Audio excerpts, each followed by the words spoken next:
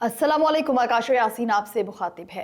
भारत का चेहरा बेनकाब, मकबूजा कश्मीर में खौफ, गुजरात में जुल्म, इंतहा पसंदी का नया बाब। नाज़रीन, आज हम बात करेंगे उस भारत की जो दुनिया को जमहूरियत, अमन और तरक्की के ख्वाब दिखाता है, मगर अंदर से जुल्म, नफरत और इंतहा पसंदी का अड्डा बन चुका है।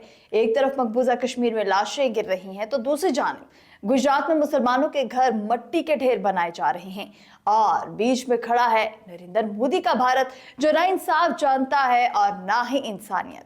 हालिया दिनों में भारतीय वजीर दाखिला अमित शाह के बयानात ने खुद इनकी हुकूमत की बौखलाहट खोलकर सामने रख दी थी। नाजरीन, वो कह रहे हैं कि कश्मीर में हालात नॉर्मल हैं, लेकिन फिर उसी सांस में फौज को मुकम्मल आजादी अमल देने का ऐलान कर देते हैं।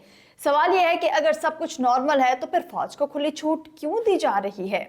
यह बयान दरअसल इस बात का एतराफ है कि मकबूजा कश्मीर में भारतीय फौज हालात पर काबू पाने में नाकाम हो चुकी है।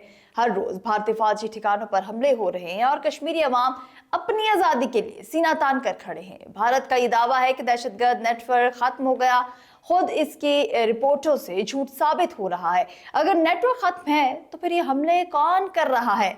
नाज़रीन, हकीकत है कि भारत की असल घबराहट पाकिस्तान से नहीं बल्कि अपने ही अंदर से उठती हुई आवाजों से है।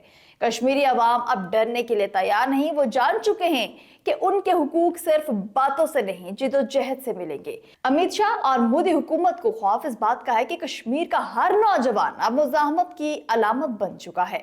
भारतीय हुकूमत जब भी आलमी दबाव या अंदरूनी मुखालफत में घिरती है तो एक ही पुराना हथियार इस्तेमाल करती है, पाकिस्तान पर इल्जाम। नाज़रीन, ये बयानिया अब दुनिया को मुतमईन नहीं करता। अक़वाम मुत्तहिदा में हो या इंसानी हुकूक की तंजीमें, सब जान चुके हैं कि भारत का मसला दहशतगर्दी नहीं बल्कि उसकी अपनी पॉलिसियों की नाकामी है। अब जरा गुजरात का मंजर देखिए। वही गुजरात जिसका नाम 2002 के फसादात के बाद जुल्म और खून से जुड़ गया, आज एक बार फिर वहां मुसलमानों के घरों में बुलडोजर चलाए जा रहे हैं। सरकारी मशीनरी ने बाज़ाब्ता तौर पर जुल्म को कानून का रूप दे दिया। जिन घरों में कभी बच्चे खेलते थे, जिन दरो दीवार पर अजान की आवाज गूंजती थी, आज वहां मलबा है, खाक है, आंसू हैं।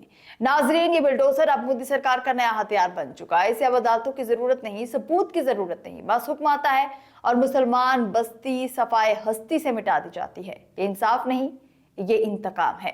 और दिलचस्प बात यह कि भारत के ये जालिमाना इकदाम अब इसराइल के तरीकों से मुशाबत रखते हैं। जैसे गजा में इसराइली फौज ने फलस्तीनियों के घरों पर बुलडोजर चलाए, वैसे ही गुजरात, उत्तर प्रदेश, मध्य प्रदेश में मोदी के कारिंदे मुसलमानों के मकान गिरा रहे हैं। दोनों का मकसद एक ही है, खौफ फैलाना, मुजाहमत तोड़ना, अक़लियतों को मिटा देना। नाज़रीन, मोदी और इसकी जमात बीजेपी का नजरिया इंतहा पसंद सोच से और आरएसएस से जुड़ा है। वही नजरिया जो भारत को एक हिंदू राष्ट्र बनाना चाहता है, जहां मुसलमान, ईसाई, सिख, दलित सब दूसरे दर्जे के शहरी बन जाए। गुजरात के बुलडोजर, कश्मीर के कर्फ्यू और अमित शाह के जारिहाना बयानात, ये सब इसी एजेंडे के मुख्तलिफ चेहरे हैं। लेकिन एक बात मोदी सरकार भूल चुकी है, जुल्म जब अपनी इंतहा को पहुंचता है तो मट्टी से भी आवाज उठती है। कश्मीरी आज भी नारे आजादी लगा रहे हैं, भारतीय मुजालिम के बावजूद, और भारत के मुसलमान भी खामोश नहीं रहेंगे। पाकिस्तान की रियासत हमेशा कश्मीरी अवाम के साथ खड़ी रही है।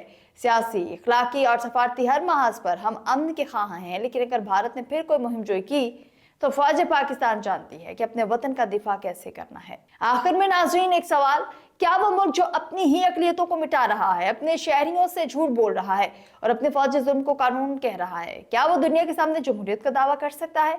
सोचिएगा नाज़रीन, जुल्म जब रियासत की पॉलिसी बन जाए तो इंसाफ का सूरज कभी तलून नहीं होता।